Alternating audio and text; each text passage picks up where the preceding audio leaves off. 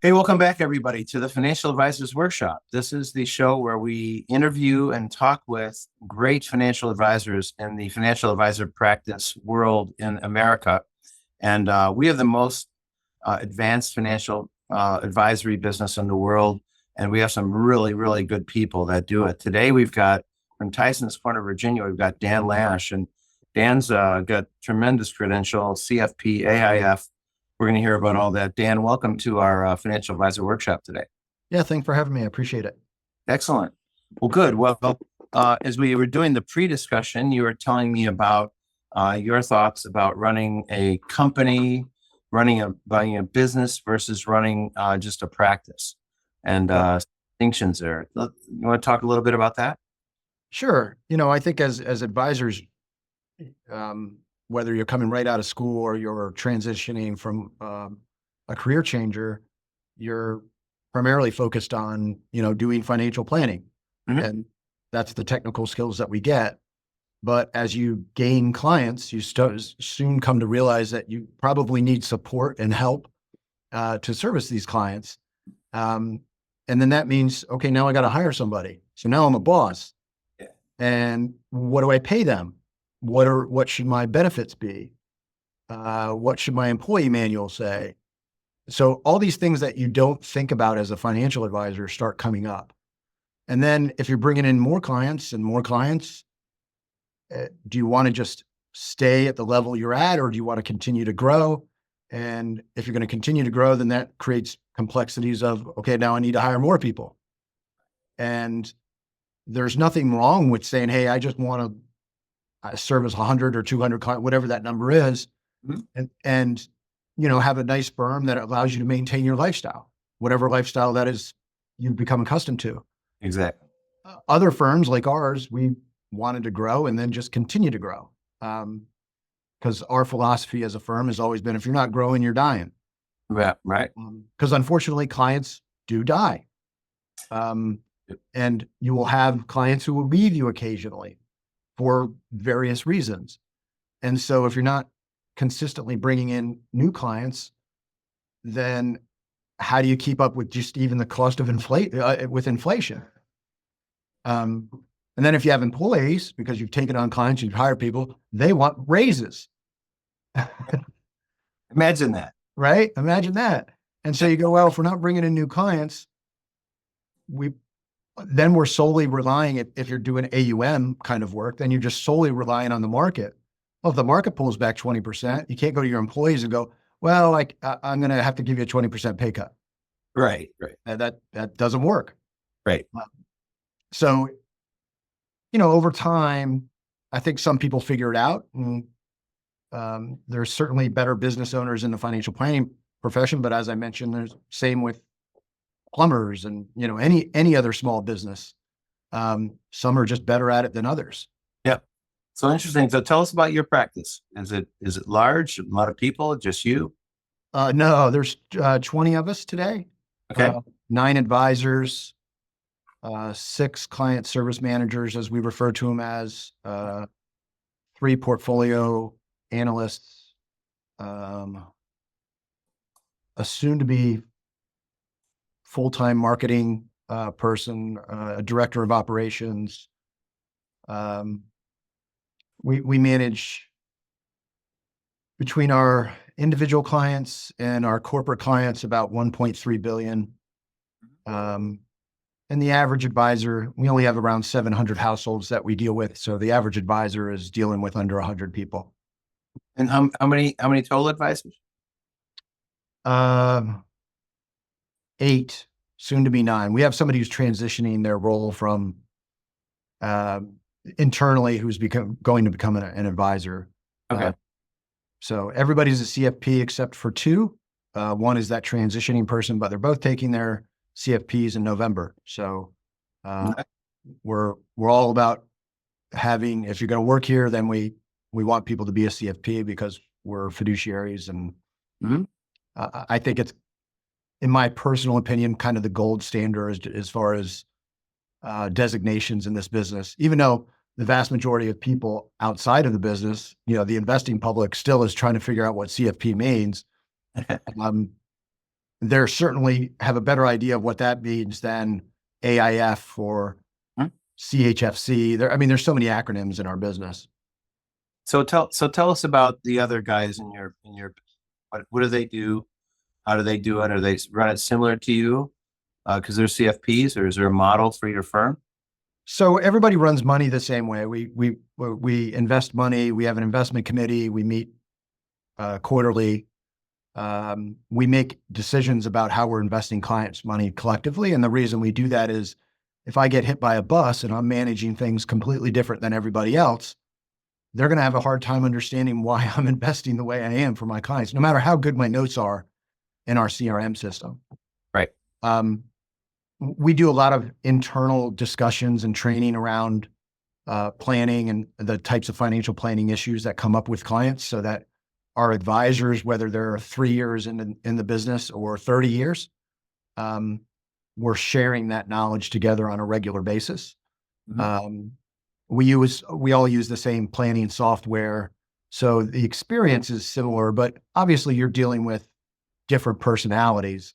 So one advisor might, go about talking to a client differently than another. Mhm. And that's okay, because we all have different personalities. It should be that way. Otherwise we'd all be a bunch of robots, and we don't want Right. that. Um, so it's a collective of us regularly communicating about the things that we're doing. Um, if there are sort of one-off issues with clients, like something that doesn't happen very often, um, we bring it up. Our advisor group meets every 2 weeks to Okay. just talk about those things. Okay. It's on everybody's calendar. They know every 2 weeks we meet at the same exact time. And we encourage everybody to put what we call issues, and they may not be an issue that's, detrimental to the business, but just an issue of something that came up, to share with each other. Right. And then, the whole mentoring process. I've been doing this for 27 years. Mentoring those advisors who are 5 years, 10 years, 15 years in the business, helping them to grow and become the next leaders of this firm. Yes. So now, who is the leader of your firm? It's you. No, well, I'm one of them. There's 5 partners. Okay. The founding partner is still here working, but he is not regularly a part of our what we call our leadership team, who's making Okay. leadership decisions. He's pulled back from that, and he's actually doing the thing he wants to do. It's just meet with clients now. Well, that's what he got in the business for, and for decades he helps myself and the 4 others in our leadership team to learn how to run a business. Mhm. So there's 5 partners in total, and there's 5 people on the leadership team. One of the people on the leadership team is not an owner, but it is our director of operations. Okay. So is that person going to become an owner at some point, you think, or no? It's a conversation that we've had. It makes things a little more, I wouldn't say, it can be a little more difficult making a non-producing person an owner, Right. because you got to adjust their income based on the distributions that they would receive from the profitability of the business. Right. And if they have revenue that's in their name, then that's easier to adjust. That director of operations has been with us for 2 years, so it's really early in the process for us to say, oh yeah, we also want that to have an ownership stake. Right. Right. Okay. So how does someone become an owner? Is it through building a big enough practice where they're material to your business overall, or how does that work? No, I don't think this is unique to our firm. Ownership is by invitation. I think primarily as a financial advisor, to become owner, you got to be driving revenue. So you're bringing in revenue into the business by bringing in clients. You're either servicing them yourselves, or you're handing off those clients to another advisor to service. Otherwise, and then it's somebody who has to want to do it, because there's work involved with being an owner. You got to, hours of your week are spent not doing financial planning. It's running the business.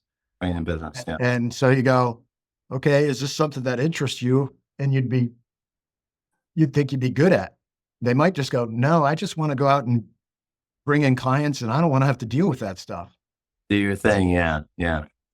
So part of it is that something that that person even wants to do? Right. Typically we encourage all our advisors to talk to us about that. And we go, okay, well, let's talk about how that would work over the next 2, 3, depending on their tenure currently. It could be anywhere from 2 to 10 years. Right. It's certainly not an overnight thing. I was working at this firm for, 12 years before I bought any equity of the firm. Oh, well. But I, came to work at this firm when I was 23 years old. Okay. So by my mid 30s, I was, able to purchase some equity. So what did they decide? Why did they decide to let you have equity? Did they tell you? I asked. Okay. One, I showed an interest in it. Okay. And two, it was owned by one person, the founding partner of our firm. That gentleman we discussed. Yeah. And, part of it was his succession plan. I can't do this forever. And he didn't want to necessarily sell to an outside third party, since it was myself and Rose Price, her name is one of my other partners, who an extended period of time, we had helped grow the firm. And so we bought small percentages of the firm initially.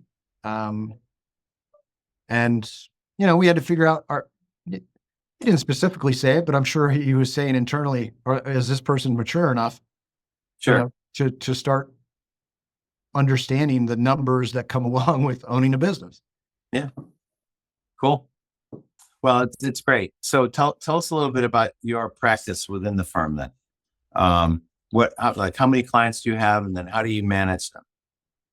I have 72 clients. I used to have 110. It was getting pretty clear that I needed to add people to my team. So I added some of our associate advisors to take over some of the relationships that I have. I'm still involved with those, but they're more involved on a day-to-day basis. Okay. Clients. Because I think the capacity for an advisor who's doing, this word is overused in our business, but comprehensive financial planning, tax planning, estate planning, retirement planning, as well as us managing assets. I think the capacity is somewhere around 120 clients. Right. And I was at capacity, or as I was getting close to it. So my choice was, don't service my current clients as well and just keep taking on clients, or hire somebody who can spend more time and effort with them than I can. Right. So you chose that route. Yeah. I didn't really see a choice in the matter, because you got to keep growing. So right.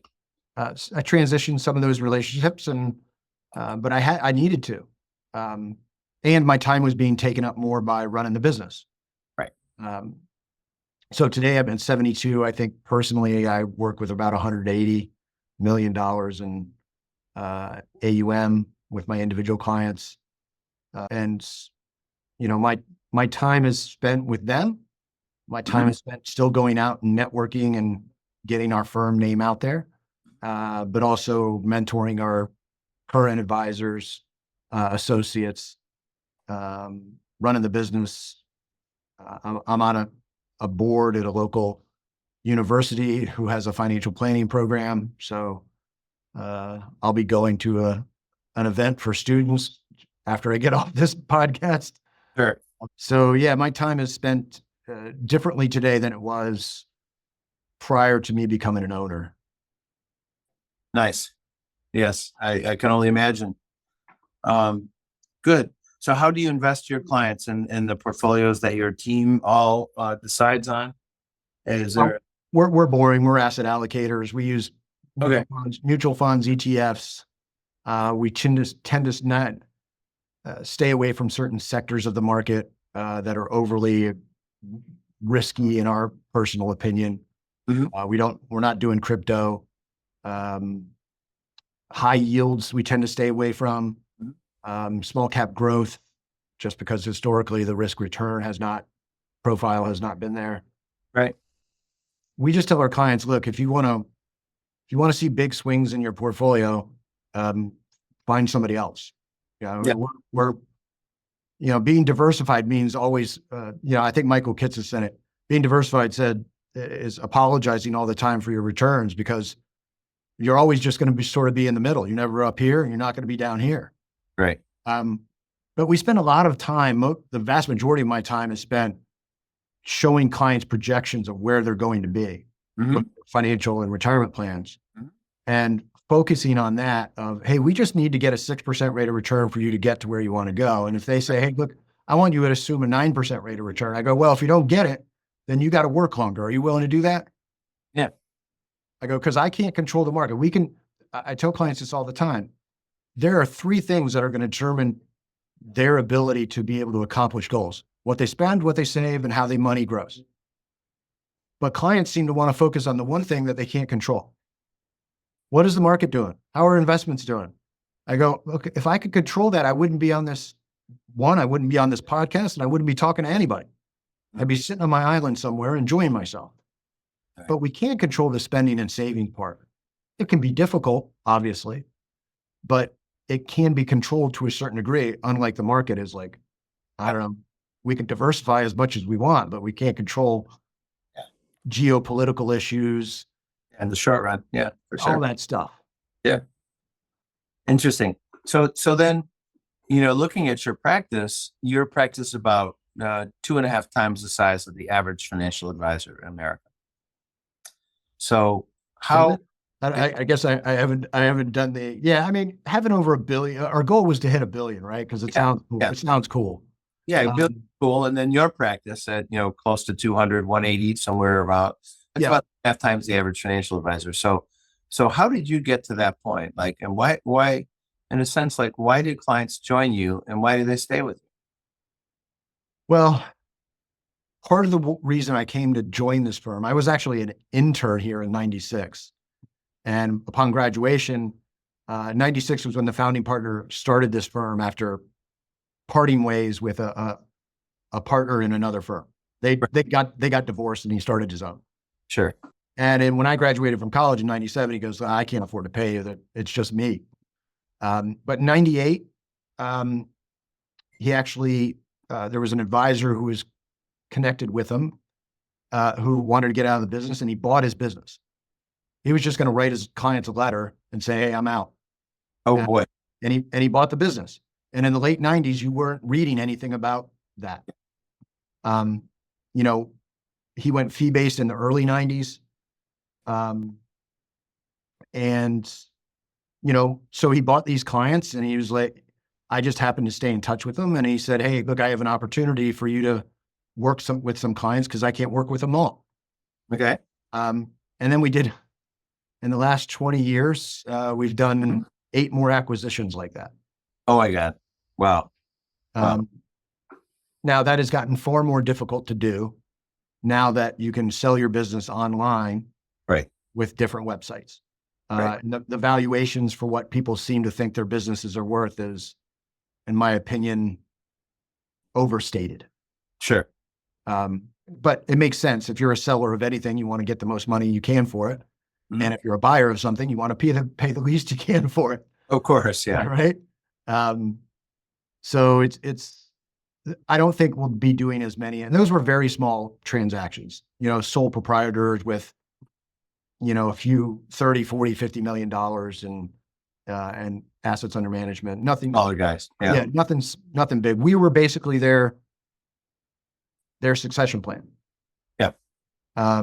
Most of them have stayed on as clients. Unfortunately, some of them have passed away. Right. But it's been good. But since those acquisitions, so that helped get me started. Yep. And then getting involved networking, and we encourage all our advisors to go out and network. They don't necessarily have to go out and bring business, but if they don't have 120 clients, they should have time to go do things. Right. So take that time and, go join some sort of group that is of interest to you. Might Yes. be son and dad group, or kickball or volleyball, whatever it is that you like to do. And I've just been around. I think part of it is being around for a while. Mhm. You start getting referrals from centers of influence like CPAs and estate attorneys, more CPAs than estate attorneys. But when you first reach out to them, you go, yeah, sure. Okay. But then you keep reach out to them. They go, oh, 10 years has passed by and you're still doing this. You're like, yeah, I'm not going to stop doing this. Yeah.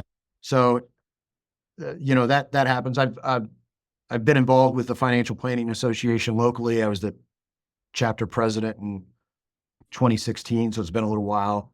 I'm now just got off as being the chairperson for advisory board at George Mason University. That's where I'm wearing this because I'm going to campus today. Because they started a financial planning program in 2020 Okay. that I kind of helped start. And so I'm involved with that as well. So, Great. and the longer you're in it, people introduce you, you're more Googleable, right? And, Yeah. Of course. things just sort of happen. Exactly. Well, good. So, I'm keying in on the aspect of why they stay with you. Is there anything you do uniquely, like reviews, meetings, sessions, things they like? As we were talking in the pre-interview, Yeah. I think the simplest thing is to communicate and communicate well. Okay. And I think that's why you have to cap the certain number of clients that you can work with, because Mhm. you can't communicate well with 300 people. Right. And while you want to be as proactive with your outreach, some of it is reactive with clients contacting you. You want to be able to, speaking of that, I should put my phone on do not disturb in case it rings. Okay, sir. You need to be readily available for clients. And so, Right. and if you're not, you need to have a staff of people who can be, and communicate to the client, hey, if I'm not around, this is who you need to, talk to. Right. So, you want to be a 5-star restaurant. You want to give reasons why people want to come back, and have conversations with you. Certainly you want to deliver. It's not just the service, answering the phone and emails, but it's also doing a good job as far as coming up with financial planning strategies. A lot of times people look at this business as just investing money. And I spend the least amount of my time with, individual clients looking at their portfolios. I have staff of people who do that. Mhm. I spend more of my time talking to clients about, what are your goals? What are we trying to accomplish? How have these goals changed? You had a grandkid, you had a kid. What happened this year? So we have to adjust some of your tax planning. Mhm. So spending more time talking about those things and coming up with ways to help them accomplish their goals is where most of the time is spent. The big deal. Yeah. And clients don't really understand how we differentiate unless they've worked with somebody else anyway. Yeah. Right. And if they've never worked with somebody, they've only worked with us, they go, isn't this how you all do business? I go, I don't think so. Yeah. But you would like to think it is, Sure. right? But everybody is doing things slightly differently in our business on how they're managing money, what kind of planning they're doing for clients and things like that. So I don't know if it's unique. People ask me that question, hey, what's the unique thing? And I go, well, I don't really know because I've never worked anywhere else other than this firm. I talk to people in our business and ask them things that they do. And in general, what I find is the more successful firms that I talk to tend to do the things that we're doing. Yeah. Some of the bigger firms are starting to bring in accountants internally. They're starting to bring in estate planning attorneys internally, where they're sort of turning into, because they've gotten so successful, they're sort of turning into a family office. Maybe they didn't want to do that initially, but because they've grown so much and their clients have come to expect so much from them, they're adding layers of services on. Mhm. Um, we have talked about that internally, but if you start doing tax returns for clients, then now you're not going to get referrals from accountants because you're not going to be able to refer business out. Bingo. Right. And same with this, it's the same with estate planning. Mhm. So there's pros and cons to it. Right. And are you going to be as good as somebody who dedicates all of their time to just doing tax returns or estate planning? Mhm. You know, you can hire people to do that. But it's like, well, how many things do we want to be good? Look, why don't we just focus on the thing we're good at and just do that? Yeah. And if we're not, work with the people who can help our clients, the property and casualty people. I meet people all the time. They're like, oh, we do health insurance. We do this. I'm like, oh my God, why do you do all these things? Yeah.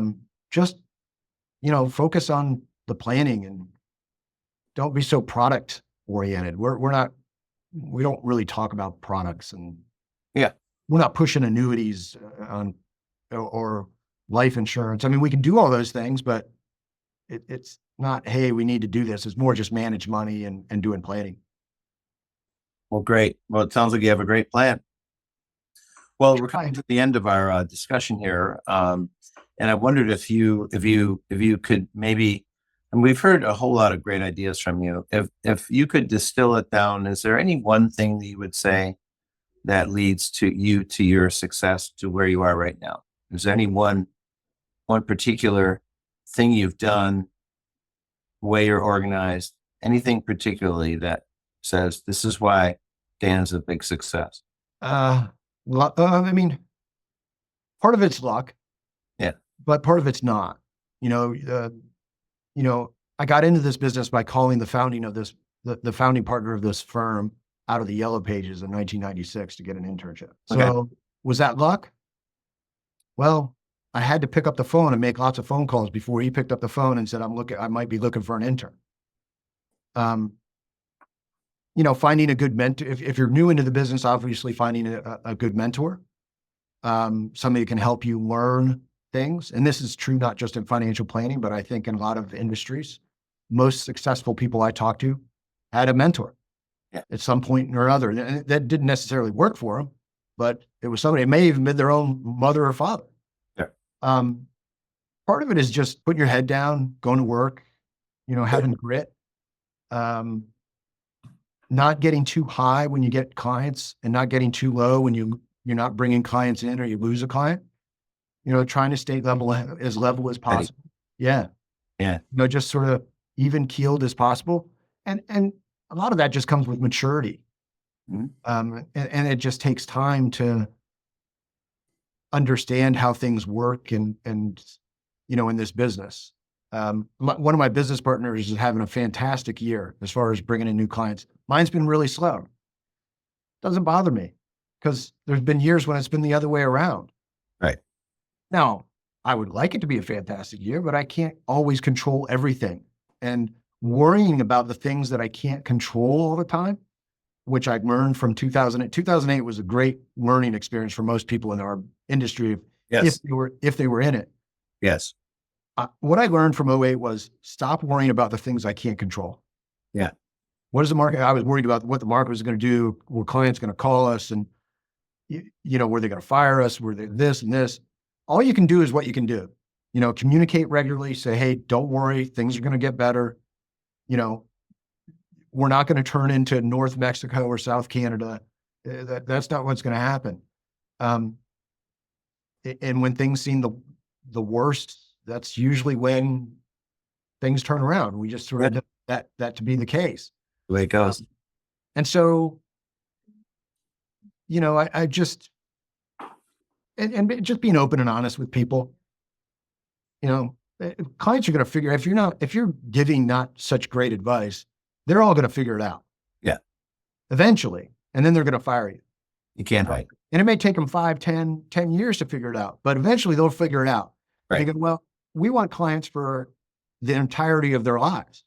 Now, Right. that may not happen, Yeah. but I have clients who go back 25 years with me. Right.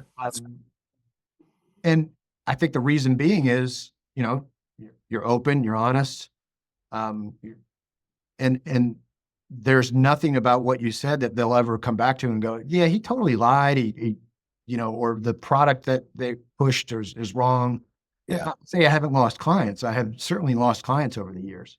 Yeah. And it's usually around investment returns. Right. They want higher returns, and Yeah. they found somebody who could get them higher returns. I go, Yeah. well, anybody can promise that. Right. I don't know if that's really truly a deliverable that people are. And if you were hanging your hat today on investments and how you invest money, that's a commodity in my personal feeling. Mm. I don't think we're any better than your firm or probably anybody else's firm. There's certainly people who are doing a poor job at it. Mhm. And I usually see those from clients who come over, because they're concerned with the investment returns. Right. But that's usually like a product oriented thing. So, it's not all about that. It's what else can you help them with? How can you simplify make their life simpler? Right. A lot of people have FOMO. They get that FOMO and they want to get better return. Their friends are bragging. Yeah. Yeah. Because they invested in Bitcoin before it went down or whatever. Yeah. I mean, people who are really successful in investing, if they're doing it themselves, they tend to neglect to tell people about the things that didn't go well. Right. Because they only tell them about the great stocks. Right. So, I don't know if there's any secret sauce to what I've done. I've just grinded away, and always put clients before interest certainly before myself. Everything is about them. You can do What is best for them. that is great. Um, Well, Dan, thanks. This has been a great lesson. You've taught us a lot, and Sure. great vibe. And we want to wish you all the best as you continue to grow this $1 billion, soon to be $2 billion firm. Yeah, that's the next goal too. I appreciate the time, and hopefully, if there's other advisors who are listening to this, they can learn one tidbit of one little thing. It's like going to a conference. You go there all day to a conference to pull away one little thing that you might actually utilize. That's right. Hopefully that's the case in this situation. Excellent. Well, we hope so too. And Dan, we'll be in touch again. Thanks so much for being with us today. All right. Thanks a lot. Good luck. And thanks everybody for being with us on Financial Advisors Workshop. We'll be back again shortly with another interview with another great professional, just like Dan Lash. And we'll call it over and out for today, Financial Advisors Workshop. Thank you, everybody.